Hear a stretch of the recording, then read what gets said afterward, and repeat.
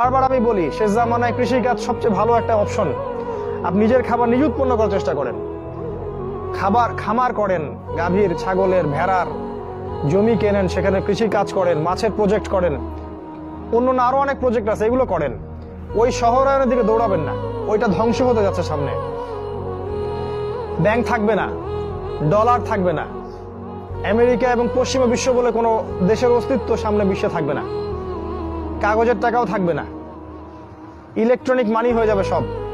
আপনার সম্পদ তার লুটে পুটে খাবে এবং ইসরায়েল থেকে সব নিয়ন্ত্রণ করা হবে, ওই ইসরায়েল থেকে যেটা ইহুদিরা দখল করে রাখছে। সামনের অবস্থা খুব ভয়ঙ্কর। তাই সুদ ছাড়তে হবে, আপনাকে ঘুষ ছাড়তে হবে। আমাদের গভর্নমেন্টের সবচেয়ে বড় সমস্যা কি জানেন?